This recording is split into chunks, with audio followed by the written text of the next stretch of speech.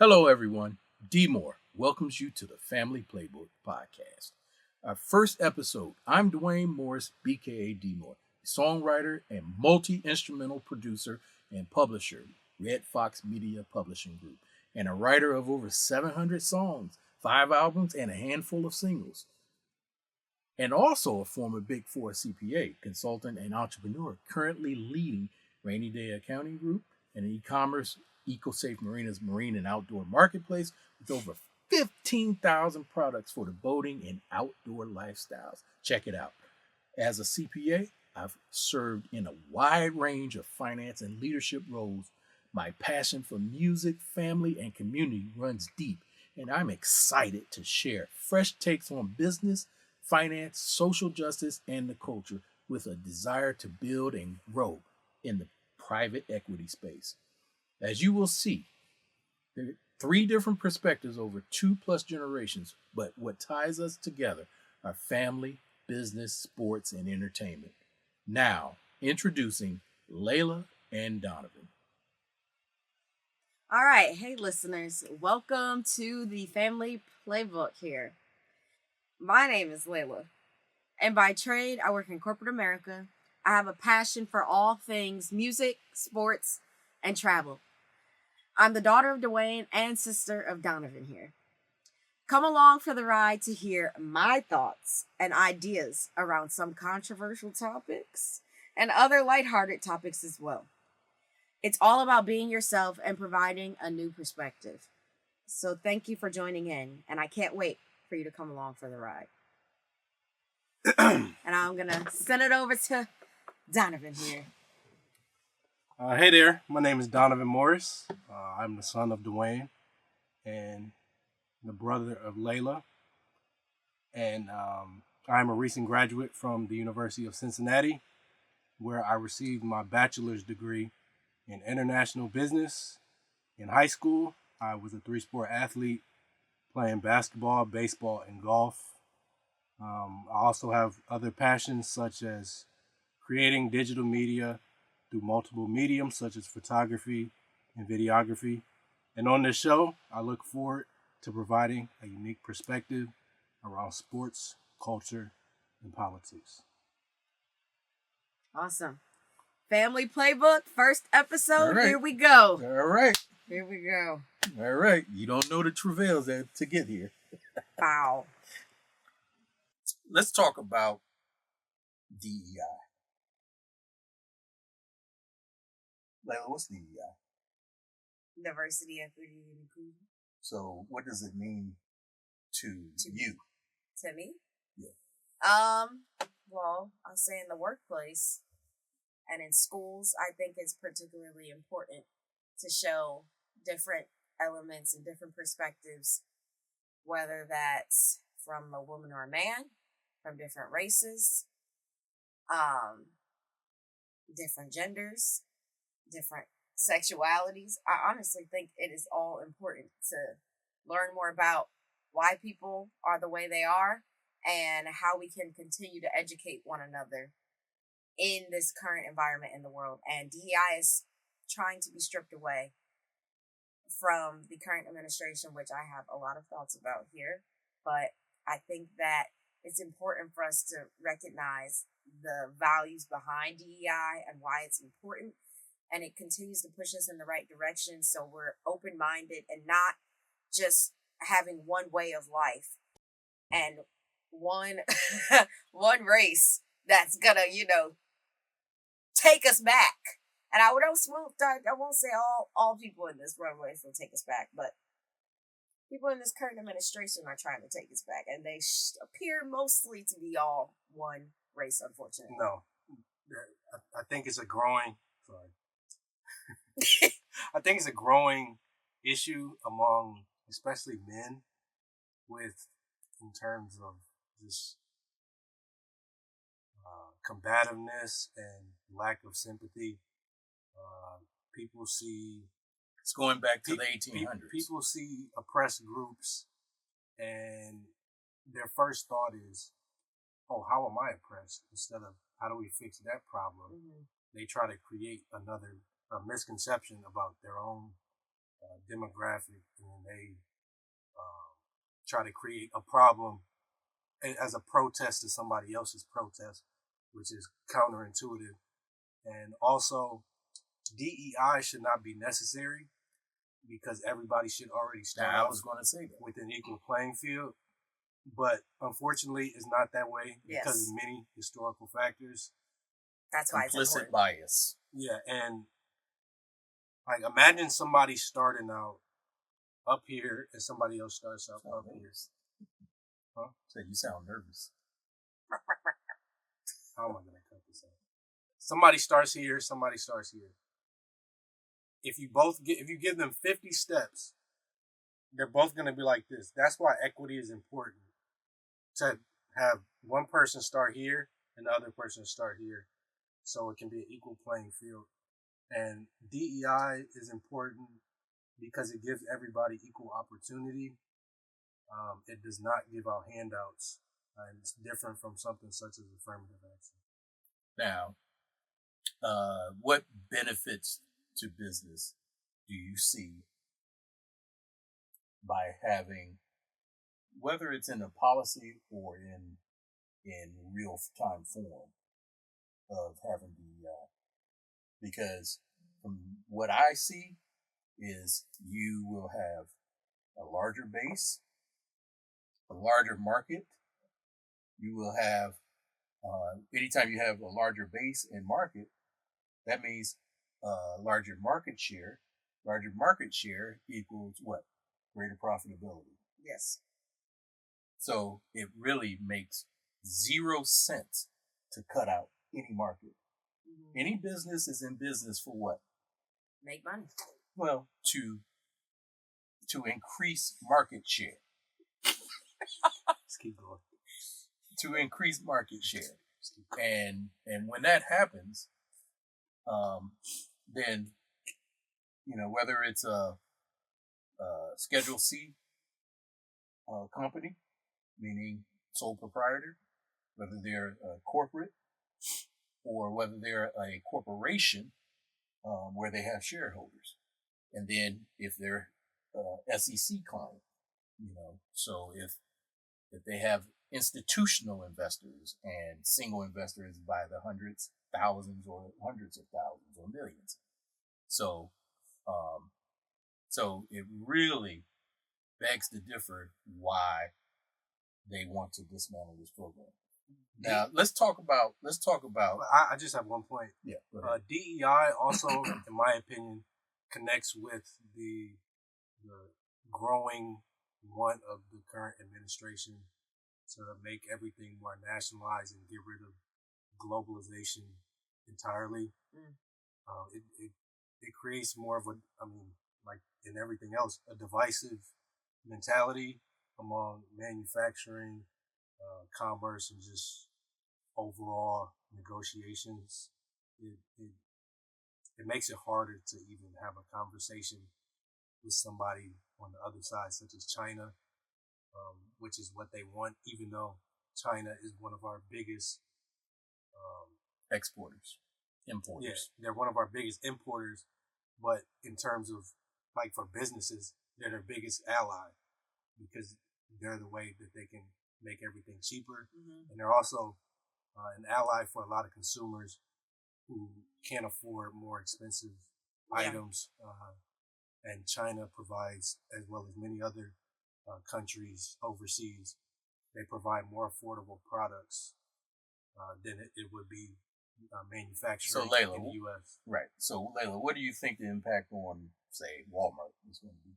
Oh, Walmart buys everything from China. So the price of Walmart stuff is going to spike. If you're shopping from Shein, this is a perfect segue into tariffs. So if you're shopping from Shein, they're raising their prices on April 25th. What's Shein? Shein is a clothing and accessory website from products from China. A lot of people are buying their outfits from Shein. They're nice outfits, but the prices are going to spike. Temu, people are shopping on Temu, anything like that. Prices are going to go up tremendously. And they're talking about 125% right now, but I know some segments they were referring to 245%, but it's not just going to impact our personal items that we're buying or anything like that. It's also going to impact professional businesses too. I know, especially for manufacturing businesses, if you're importing product from overseas, from China or so forth, the tariffs are going to come into play. So a lot of companies are scrambling right now trying to figure out, okay, how can we pivot since this is the current environment and we are in a true trade war right now. And the trade war between China and the U.S. is huge. And I know there's also provisions in place with Canada and Mexico for 25%. So if parts do qualify under the current free trade agreement, under the USMCA, U.S. Mexico Canada free trade agreement, we're okay. But if it does not qualify under that, then you'll most likely be paying for 25% tariff. And then there's also the 10% tariff for all imports from the rest of the world there as well. So if you're buying that French wine or Italian wine or anything like that too from the EU, just be prepared. There will be a little bit of a markup there, but obviously China's the big game changer there. I think both the U.S. and China have a give and a take relationship, and now that is crumbling. So we will see what the long-term damages and effects from this trade war here, and then we'll go from there. So. Now, that was referring to a lot of manufacturing. Trade is not just manufacturing, but also agriculture. Oh, 100%. Let's talk about agriculture and the impacts of what the timing could be on agriculture compared to, some other industries. What are your thoughts on that? Well, agriculture, such as bananas, avocados, things that, that are out of season. Meaning avocados, I wouldn't say, because that would be considered under the USMCA agreement. Yeah, but they're still coming from Mexico. There's a lot of things that people don't consider, especially about agriculture, specifically with packaging. Like if you have a sack of potatoes, the potatoes might come from, say, Idaho, but the packaging can come from a completely different place. Yep. And a lot of people don't realize that the tariffs are impacting the price on the packaging because it's not made at the same place as the food itself. That's a really good point. You have the food itself, the produce or whatever you're gaining, and then you have whatever it's being stored in to ship it to the U.S. I know my hairstylist too. She was telling me about some of the caps for the bottle, the hair products that she has. They're made in Europe, so there will be an increase in price there as well. So I think all Americans are really kind of trying to figure out where this will lead us down the line right now. I know it's not easy to manage right now, and I know it's constantly changing. So we're trying to figure out how we can keep up with this here, and just see where this will take us in the next 4 years. So now let's transfer over to the automobile industry. So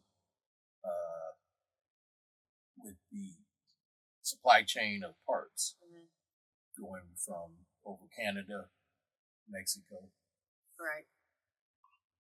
They may pass over 3, 4, 5 times back and forth across the border before they become into the final product. And so each time they cross over, it's going to be an additional tariff. So they're estimating that a $35,000 car might cost another $2,600, $33,000, $4,000. But what about these other cars, such as the SUVs, which are premium cars?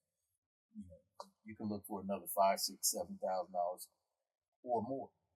And then how this is going to hurt regular people is when they're trying to fix their cars, these parts are coming from overseas, or from over the border, and they will have this tariff on them.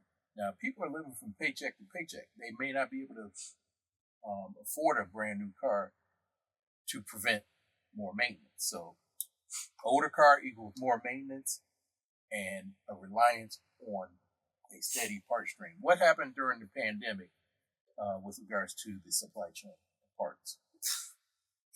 There was a shortage for literally everything. I have never seen anything in my whole lifetime No. where you would have to wait, a month or two Toilet for paper. parts. Toilet paper, everything. There Right. was a chip shortage. Like, Right. there was a shortage for literally everything. Now we're in the egg shortage because of the bird flu, but that's another story there. But yeah, tariffs are impacting the world. And, I know the reciprocal tariffs were paused for pretty much all countries besides China right now, until I believe June, July timeframe. So we'll see what happens there. But with those reciprocal tariffs that could be in play, they put in a specific tariff for each segment there. But you know what was crazy? I heard they pulled it from ChatGPT because they brought in the most random countries that we don't do any business with at all. And we put a percentage on them too. So I'm like, where did they come up with these numbers for each country? There's also a tariff for an island that's literally just has penguins. ChatGPT did that. Now, that's what I heard. And does not have people. I don't know how true that is or not, but that's... no, I heard that. There are penguins being faced with tariffs. The penguins are like, oh boy. Yeah, there's the also there's Chinese car brands who are far ahead of any U.S., especially Tesla and electric, and they aren't allowed into the U.S. for security concerns. They aren't allowed. Yes. For security concerns. But if they were, they would completely take Tesla and a lot of other electric car manufacturers out of business because they're a lot cheaper. Obviously, that'll be different because of tariffs, but they're a lot cheaper than their U.S. counterparts, and they're just better quality. Like a lot of them can drive through. There's a brand called Yangwang, I think it's called, but they can drive through water easily. Some of them can bounce up and down. Oh yeah, I saw that. On each tire, and they're faster than pretty much every. They have a supercar that's faster than pretty much every other street legal car. Mm-hmm. So they're just trying to, and they don't want you to know that they even exist. Because Elon is literally in the office, which makes no sense. Especially since it's an America First agenda. Well, Elon is in it for himself, and they're all in it. So what he's doing is stifling competition, gaining contracts. So he has gained FAA contracts for the Starlink. He's gained contracts for SpaceX, all during this Doge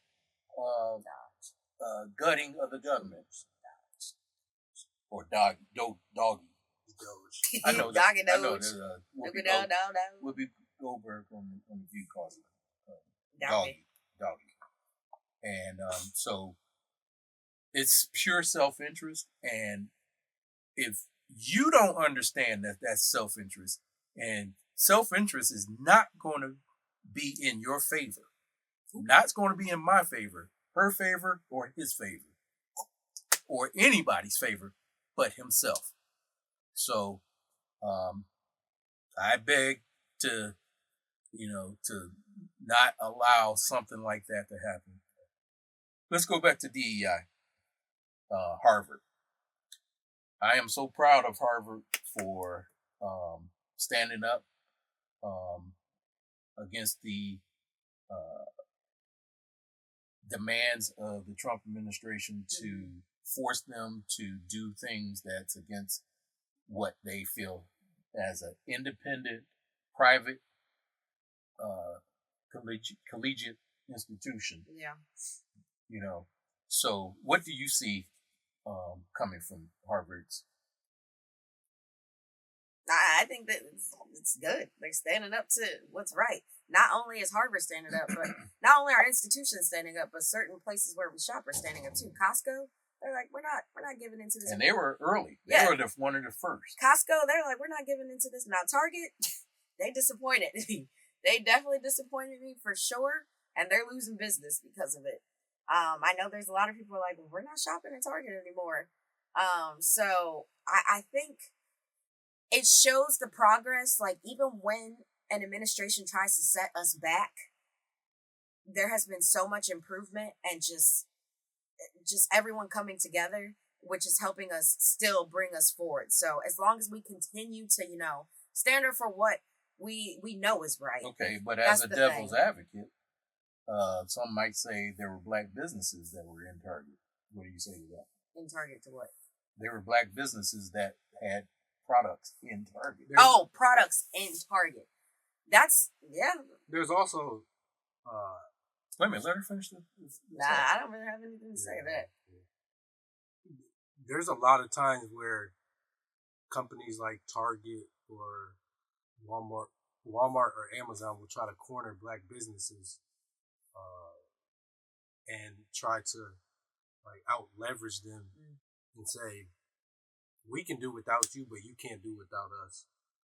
So they kind of try to pimp them a little bit. Well, Walmart is doing right now is offering up $75,000 of credits in order to establish an online business with them, and so that's a promotion that I've been seeing for probably the last month or so.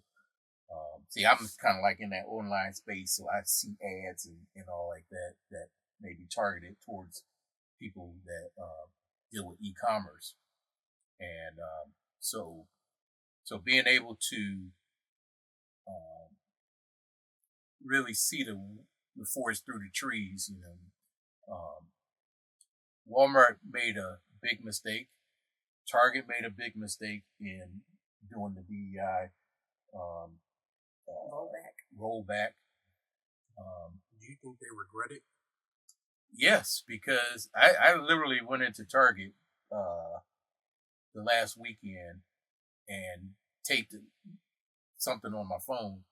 So there were absolutely no one in there on a Saturday at 10 a.m., 10 to 11 a.m., probably 10:30, I think. I just looked it up, and it says Target.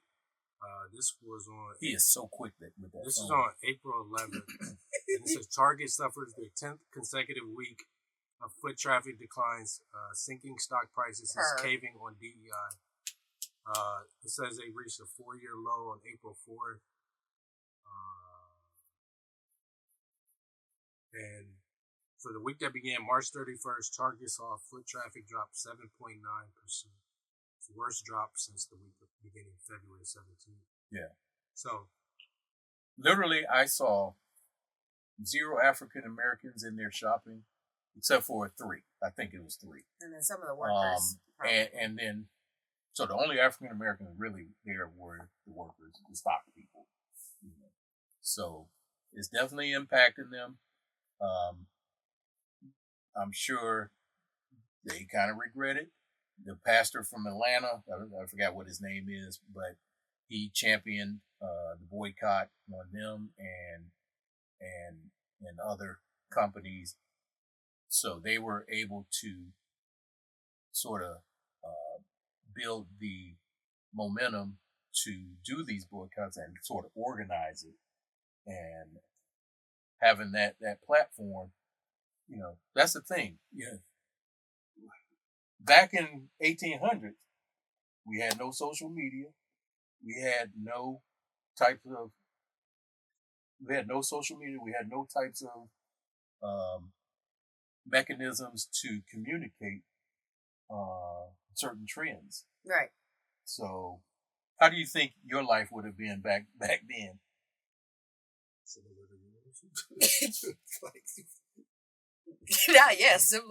back in the 1800s. Yeah. I feel like if there's so many things, especially even like 20 years ago, you could just get away with so much more.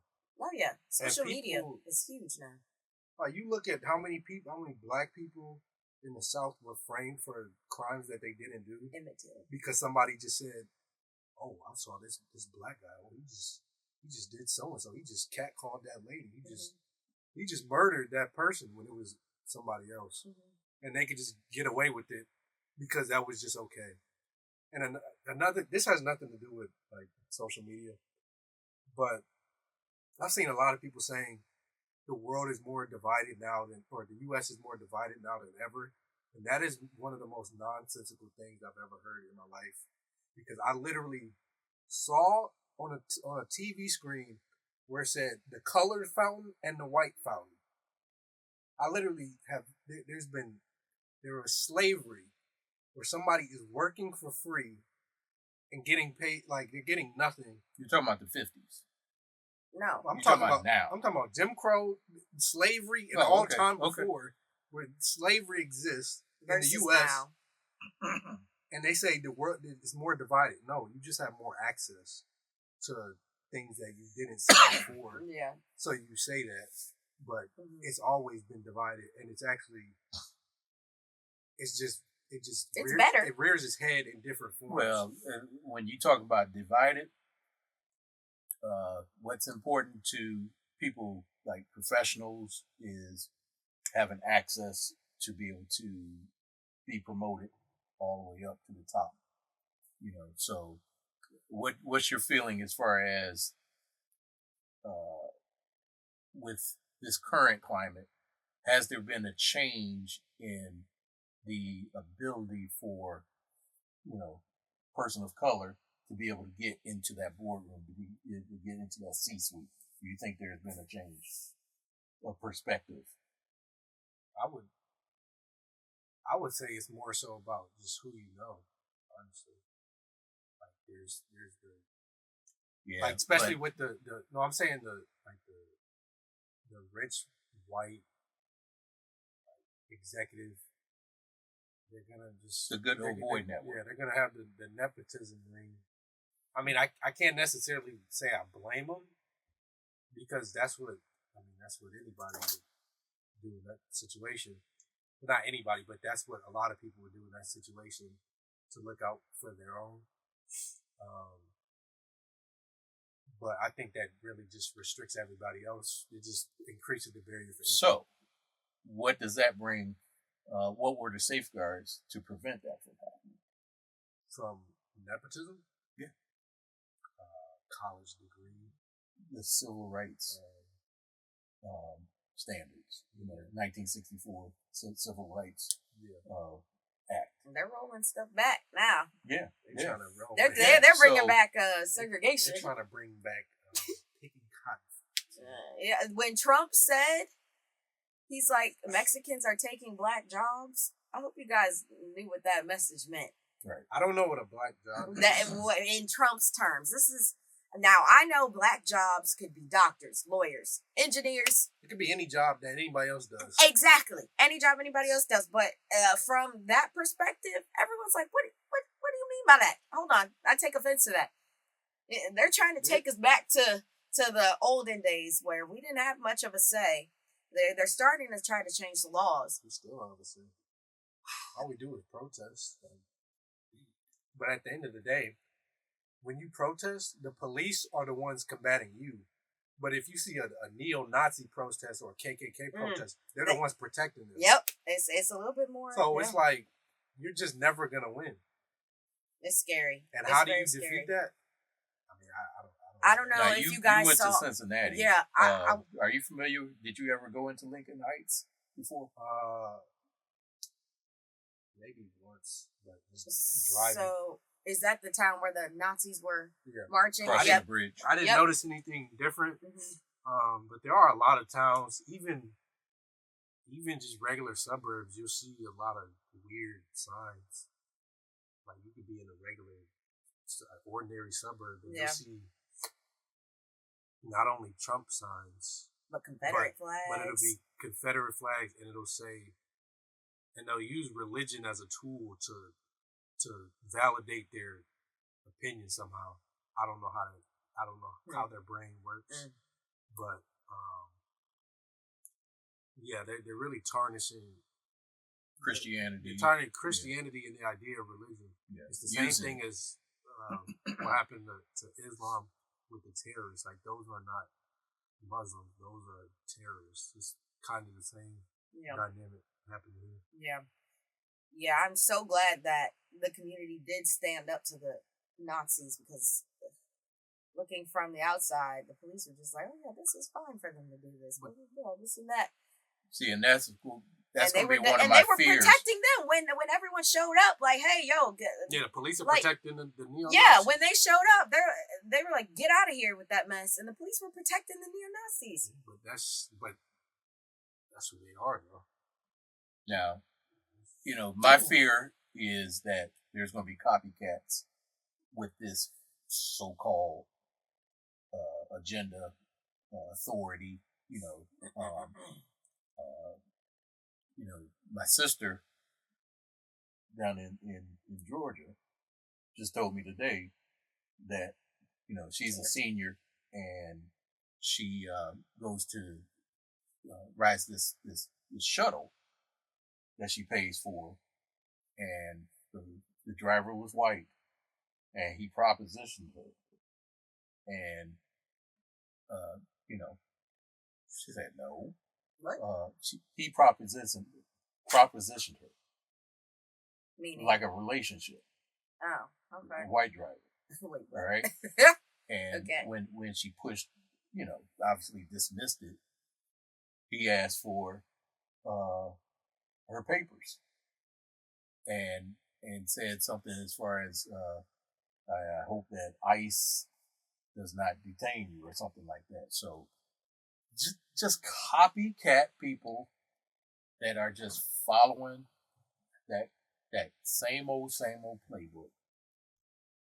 So those type of things can happen where just rogue people, so we just have to be vigilant to be, our females being in groups, not being isolated, and not doing as much by themselves, and just protect yourself. Just be aware. Yeah. So what are other things that you can do to probably help with that awareness and carry something, pepper spray, blade, something, a taser.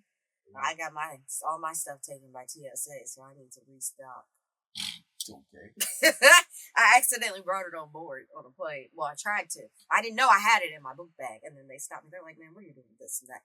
But I do think that women in general need to be careful for one. It's a scary environment, but minority women it's harder for us to. And when you look at like missing cases, when it comes to like a white woman or a white child missing, sometimes it'll get more publicity than a minority. So I think that it's definitely improvements can be made for sure. Now, from the standpoint of what do you think that blacks need to concentrate on, with regards to careers, maybe finding side hustles? Yeah. I think another thing is, side hustles, because how to combat this inflation that we're rapidly seeing growing, and how are we going to be able to cope with this inflation going forward? There's a lot of people moving to cheaper countries in like Southeast Asia, just because the expenses are so low, and they're running their online business from Southeast Asia or even a few countries in South America because they can keep their expenses low. And some countries, I know Chile, they have an entrepreneurship program.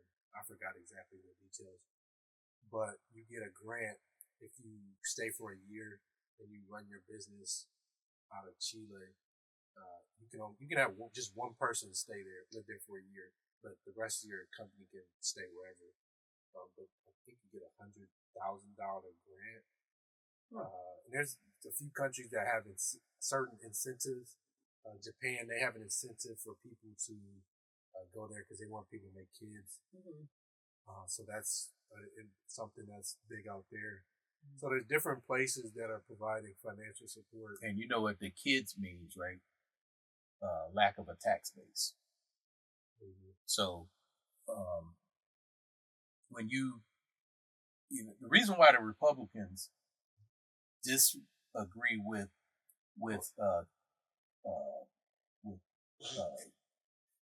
contraceptives is because they're looking at the dollars and cents of every child, and so it's a tax base to them. So you create children, they are potential market share for your product. If you have less, then that means there's going to be less demand for your product. So like with the baby boomers, you had products everywhere for them. Now we're in a situation where we don't have 3.4 or 4 children per family. We have 2, and it's every year it's decreasing. So that tax base, that potential market share that, as they live for 80 years, is eroding away. A lot of these physical products, one of the biggest forms of currency is just people's attention. If you can keep somebody's attention, that's the thing with every streaming service, is they just need to get your attention span. They just need to get, if they can grab your attention, then they have your money.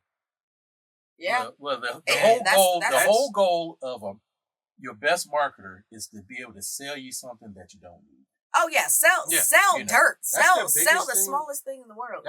It's something like, even with something like Planet Fitness, they don't want you to go to the gym after you get your membership, because it keeps recurring, and they're going to get that money anyway. Mm-hmm.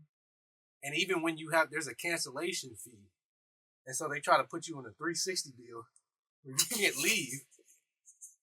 So a lot of these places don't want you to actually use the full service, and they want you to just pay for it, and then you forget about it. And 3 days later. And the type of business that is called a SaaS business. SaaS, or that type of model. SaaS is really software as a service, but anything that's membership based is going to be similar. Whether it's for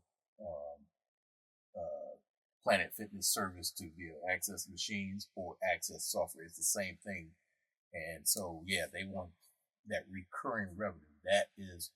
That's the thing that, I aspire to do as well. So it's the smart business move, but,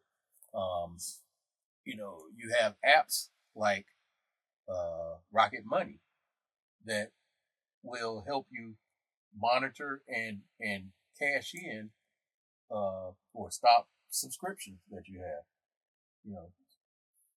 There's a ton of subscriptions that people get.